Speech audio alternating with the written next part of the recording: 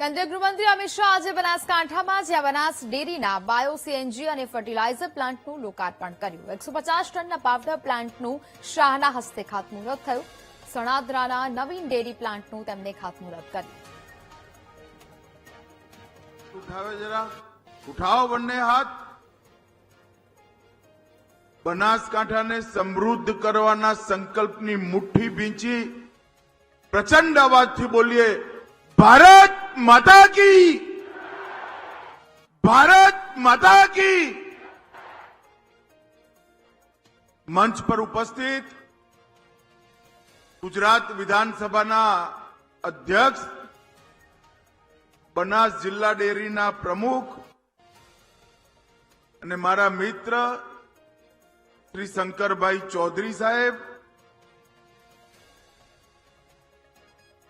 सहकारिता मंत्रालय में हमारा साथी श्री कृष्णपाल गुर्जर जी, श्री मुरलीधर माहौल जी, राज्य सरकारना सहकार અને કૃષિ વિભાગના મંત્રી શ્રી જીતુભાઈ વાઘાણી, શ્રી ઋષિકેશભાઈ પટેલ, ઉર્જા અને પેટ્રો રસાયણ મંત્રી ગુજરાત સરકાર પ્રવીણભાઈ મારી, वन અને पर्यावरण विभागना राज्य कक्षाना मंत्री श्री स्वरूपजी ठाकुर, खादी ग्राम उद्योगना मंत्री, सुजुकी R&D सेंटर थी आवेला बन्ने एमना डायरेक्टर श्रीओ श्री शिव मंगल तोमर जी, मोहिते पाटिल धैर्यशील जी, बहन पूनमबेन माडम जी, भरत सिंह जी डाभी, श्री भूमारे संदीपन राव, श्री नरेश बंसल जी, श्री लहर सिंह सिरोया जी, भारत सरकारना सहकार सचिव आशीष कुमार भूटानी जी, श्री परबतभाई पटेल, बनासकांठाना आपड़ा भूतपूर्व संसद सभ्य श्री दिनेशभाई अनावाडिया, केसी पटेल, शिवजीभाई ढोरकिया, अशोकभाई चौधरी, મહેસાણા જિલ્લા ડેરી અને અમૂલના ચેરમેન હરિભાઈ ચૌધરી, આપણા પૂર્વ સંસદ સભ્ય અને આજે બનાસકાંઠાની આ વીર ભૂમિ પર મારી સામે ઉપસ્થિત, જેમને ગલબા કાકાની પહેલ પર બનાસકાંઠો બદલી નાખ્યો એવી મારી બનાસકાંઠાની સૌ બહેનો, માતાઓ અને મારા ખેડૂત મિત્રોને મારા રામ રામ પ્રણામ। આજે બનાસ ડેરીની કેટલીય નવી શરૂઆતોનું ભૂમિપૂજન અને લોકાર્પણ અહીંયા આજે મને કરવાનો મોકો મળ્યો। બનાસકાંઠાની અંદર ગલબાભાઈએ જે યાત્રા શરૂ કરી, ये यात्रा धीरे धीरे धीरे વધતા વધતા 400 રૂપિયાનું दूध ભરાતું એમાંથી 24,000 કરોડના વેપાર સુધી પહોંચી છે। 24,000 કરોડ। અને અહીંયા બહેનો બેઠી છે। હું દેશભરમાં જ્યાં જઉં છું ત્યાં કહું છું કે ગુજરાતની બહેનોએ ગુજરાતના ગામડાને સમૃદ્ધ કરવાનું કામ મારી ગુજરાતની માતાઓ બહેનોએ કર્યું છે, એમને આગળ વધારો। અહીંયા બેઠેલા સૌ કિસાન ભાઈઓ બહેનો, ખેડૂત ભાઈઓ બહેનો અને વિશેષ કરી સહકારી આગેવાનો, ગામની દૂધ મંડળીના ચેરમેન, બનાસના ડિરેક્ટરો, ખરેખર તમને બધાને ખબર નથી કે તમે કેવો ચમત્કાર છો। 24,000 કરોડની એક કંપની ઊભી કરવી હોય તો કોર્પોરેટને પણ પરસેવા છૂટી જાય। મારી બનાસની બહેનો અને મારા ખેડૂતોએ જોત જોતામાં 24,000 કરોડની કંપની ઊભી કરી। અને આજે હું મારી સાથે દેશની સંસદના બંને સદન લોકસભા અને રાજ્યસભા એના પ્રતિનિધિઓને લઈને આવ્યો છું. 2 દિવસથી એ લોકો અહીંયા છે અને જાન્યુઆરીમાં દેશભરની બધી ડેરીના 250 ચેરમેન અને મેનેજિંગ ડાયરેક્ટર આવવાના છે. તમારો પરાક્રમ જોવા માટે, તમારો ચમત્કાર જોવા માટે કે બનાસકાંઠાએ શું કર્યું છે. મિત્રો 85, 86, 87 ના દુકાળમાં હું એક કાર્યકર્તા તરીકે અહીં આવતો હતો. લૂ વાય, ગરમ લાય, પવન અને માણસને શરીરનું બધું પાણી વરાળ બનીને ઉડી જાય એવું વાતાવરણ હતું. ખેડૂતો મળતા પૂછતા, અમે જૂના ચંપલ અને સુખડી વેચવા જતા. જ્યાં સરકારી કામ ચાલતું, ત્યાં ચોકડીઓ પાડવાનું કામ ચાલતું, ત્યાં અને પૂછતા કેટલી ખેતી થાય. આકાશી ખેતી, એક ચોમાસું પાક થતો. હમણાં મેં શંકરભાઈને પૂછ્યું કે શંકરભાઈ શું છે સ્થિતિ ખેતીની? એમને કહ્યું, સાહેબ 3 પાક. આજ મારા બનાસકાંઠાનો ખેડૂત 3 પાક. મગફળી એ વાવે, બટાકા એ કરે, કોઈ ઉનાળુ બાજરો એ કરે અને ચોમાસાનો એ પાક કરે. બનાસકાંઠાની અંદર 3 પાક લેતી ખેતી 25 વર્ષ પહેલા સ્વપ્ન હતું. નરેન્દ્રભાઈએ ગુજરાતના પાણીવાળા વિસ્તારમાંથી પાણી બનાસમાં વાળવાનું કામ કર્યું. સુજલામ સુફલામ યોજના અને નર્મદા, મહીકાંઠાનું વધારાનું પાણી અને નર્મદાનું પાણી બનાસકાંઠામાં આવ્યું.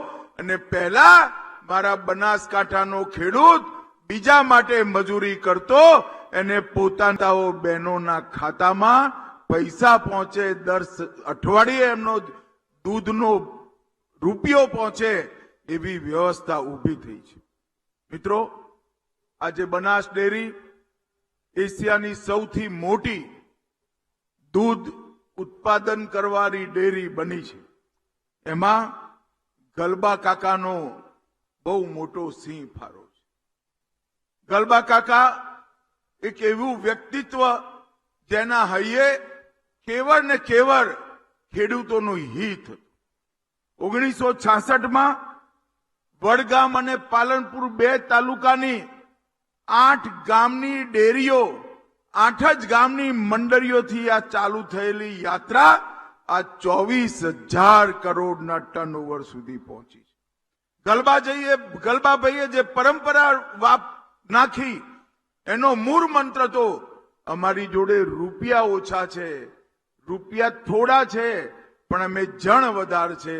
વધાર લોકોના થોડા રૂપિયા ભેગા કરી મોટું કામ કરવાનો વિચાર ગલબા કાકાએ જે મૂક્યો, આજ એ ખૂબ મોટું વટવૃક્ષ બની દેશ અને દુનિયાભરના સહકારી આંદોલનને પ્રેરણા આપવાનું કામ કરી રહ્યું છે. મિત્રો, આજ હું અહીંયા સહકારી આંદોલનને પ્રેરણા આપવાનું કામ કરી રહ્યું છે. મિત્રો, આજ હું અહીંયા આવ્યો છું ત્યારે આજ બાબા સાહેબ આંબેડકરનો સ્મૃતિ દિવસ છે. આજ બાબા સાહેબ આંબેડકરે જે બંધારણ દેશને આપ્યું એના આધાર પર દલિત, ગરીબ, આદિવાસી, પછાત વર્ગના લોકો બધા જ સન્માનપૂર્વક જીવન જીવી શકે એવી વ્યવસ્થા થઈ. આજે હું બાબા સાહેબને પણ હૃદયપૂર્વક શ્રદ્ધાંજલિ આપવા માંગુ છું. મિત્રો, આજે ગુજરાતમાં સરદાર સાહેબના સન્માનમાં એમની 150મી જયંતિ છે. સરદાર સાહેબના સન્માનમાં એક પદયાત્રા ચાલે છે. એનો સમારોહ પણ આજે થવાનો છે. આ ખેડૂતો અને સહકારિતા એનો મૂળ વિચાર સરદાર સાહેબનો હતો, જેને ગુજરાતે સ્વીકારી આજ એક મોટું વટવૃક્ષ બનાવ્યું છે. મિત્રો, આજે અહીંયા સીએનજી પ્લાન્ટનું ઉદ્ઘાટન થયું, મિલ્ક પાવડરના પ્લાન્ટનું ઉદ્ઘાટન થયું, આધુનિક પ્રોટીનના પ્લાન્ટનું ઉદ્ઘાટન થયું, હાઈટેક ઓટોમેટિક પનીર પ્લાન્ટનું પણ ઉદ્ઘાટન થયું અને બનાસ ડેરીએ જેટલા પણ સર્ક્યુલર ઇકોનોમીના પ્રયોગો કર્યા છે એને સંકલન કરવાનું કામ પણ આજે સાંજે અમારી સંસદ સભ્યોની મીટિંગમાં થશે. અત્યાર સુધી ગુજરાતની ડેરીઓ અમૂલના નેજા હેઠળ દૂધ ભેગું કરવું, દૂધની પ્રોડક્ટ વેચવી અને નફો આવે એ બધો બહેનોના ખાતામાં, ખેડૂતોના ખાતામાં જમા કરવું. એમાં દુનિયામાં, દેશમાં આપણે સૌથી આગળ રહ્યા છે. પરંતુ સમય આવી ગયો છે કે ડેરી વ્યવસ્થાની આખી સર્ક્યુલર ઇકોનોમી, ચક્રીય અર્થવ્યવસ્થા ઘડવા, ગાયનું ગોબર, ગાયનું ને ભેંસનું છાણ 1 ગ્રામ પણ બગડે નહીં, એમાંથી ખાતરે બને, એમાંથી ગેસે બને અને એના પૈસાએ પાછા તમારા ત્યાં આવે. દુનિયામાં અનેક પ્રોડક્ટો એવી છે જે હજી ભારતમાં નથી બનતી. હું આજ અમૂલના ચેરમેન અને શંકરભાઈને, અશોકભાઈ ચૌધરીને શંકરભાઈને લિસ્ટ આપીને જવાનું છું કે આટલી વસ્તુઓ પર ઉત્પાદન આપણે વધારવું પડે, એમાં ભાવ વધારે મળે છે અને દુનિયામાં એનું બજાર પણ છે. અગર આપણે સાદું દહીં, ઘી, પનીર બનાવવાની જગ્યાએ આ વસ્તુઓ બનાવીએ તો આપણા ખેડૂતોને એમાંથી વધારે રૂપિયા. આપણે આમાંથી ડેરીની સાથે સાથે જ બાયોગેસ બનાવવાની શરૂઆત, સીએનજી બનાવવાની શરૂઆત, શંકરભાઈએ કહ્યું એ રીતે ગૌ માતા અને પશુધનની અકાળે હત્યા ના થાય, વધ કર્યા વગર કુદરતી મૃત્યુ જે પશુ પામે એના ચામડાનું પ્રોસેસિંગ, આ બધી જ વસ્તુઓની શરૂઆત આપણે આવનારા દિવસોની અંદર કરવાના છે. અને હવે આખી ભારતની કોઓપરેટિવ ડેરીઓ દાણ પણ બજારમાંથી નહીં ખરીદે, એ પણ કોઓપરેટિવ લેવલે જ બનાશે અને દાણ બનાવવાથી જે નફો થાય એ પણ મારી બહેનોના એકાઉન્ટમાં જોડે, દૂધના જોડે જ તમારા એકાઉન્ટમાં પાછો આવશે. આ પ્રકારની આખી વ્યવસ્થા, એના માટેની ટેકનોલોજી અને એના માટેનું ફાઇનાન્સની વ્યવસ્થા ભારત સરકારે નરેન્દ્ર મોદી સાહેબના નેતૃત્વમાં કરી છે. 3 કોઓપરેટિવ ખેડૂતો માટે બનાવી, બીજની ખેતી કરવાની, ઓર્ગેનિક ઉત્પાદોના માર્કેટિંગની અને દુનિયામાં ખેતીનો માલ સામાન એક્સપોર્ટ કરવાની. અને 3 કોઓપરેટિવ આપણે ડેરી ક્ષેત્રમાં પણ જે રાષ્ટ્રીય સ્તર પર બનાવી છે. આ 6 કોઓપરેટિવ થઈ સમગ્ર ખેતીનું કામ, પશુપાલનનું કામ, ચાહે ચીજ બનાવવાનું હોય, દૂધ વેચવાનું હોય, વે પ્રોટીન બનાવવાનું હોય, ડેરી વ્હાઇટનર બનાવવાનું હોય, ખોવા એટલે માવો બનાવવાનો હોય, આઈસ્ક્રીમ બનાવવાનો હોય, બેબી ફૂડ બનાવવાનું હોય, તેલનું પેકેજિંગ કરવાનું હોય, લોટ બનાવવાનો હોય, મધ બનાવવાનું હોય, કોલ્ડ સ્ટોરેજ બનાવવાનું હોય, બટેકાની ચિપ્સ બનાવવાની હોય, એના બીજ બનાવવાના હોય કે પશુના આહારનું ઉત્પાદન કરવાનું હોય. આ બધી જ વસ્તુ ડેરીની ઇકોનોમીની અંદર એના નફાને વાળી એ પશુપાલકના ખાતામાં જાય એ માટેની જડબે સલાક વ્યવસ્થા કરવાનો ભારત સરકારનો પ્લાન છે. અને હું આજે બનાસ જિલ્લાના આટલા બધા પશુપાલક ભાઈઓ બહેનોને વિશ્વાસ આપીને જાઉં છું કે 5 વર્ષની અંદર દૂધના વધારે ઉત્પાદનથી તમારો નફો વધે એ જુદો, અત્યારે જેટલું દૂધ છે એટલા દૂધમાં 5 વર્ષની અંદર 20% વધુ તમારી આવક આ સર્ક્યુલર ઇકોનોમીથી, ચક્રીય વ્યવસ્થાથી વધે એ પ્રકારનું ડિટેલ પ્લાનિંગ અમે કર્યું છે.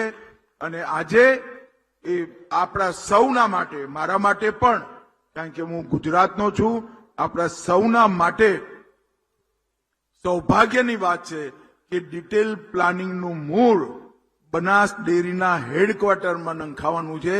ત્યાં આગળ જ મીટિંગ છે અને અહીંયા જે નિર્ણયો થશે એ બનાસકાંઠાની જેમ આખા દેશના પશુપાલકો અને ખેડૂતોની આવક વધારવાનું કામ થશે, એનો મને વિશ્વાસ છે. મિત્રો, આપણે દરેક ગામની ડેરીને માઇક્રો એટીએમ પણ આપ્યું છે. એનાથી પણ શોષણ અટક્યું છે અને આવનારા દિવસોમાં એનાથી ફાઇનાન્સની પણ વ્યવસ્થા આપણે કરવાના છે.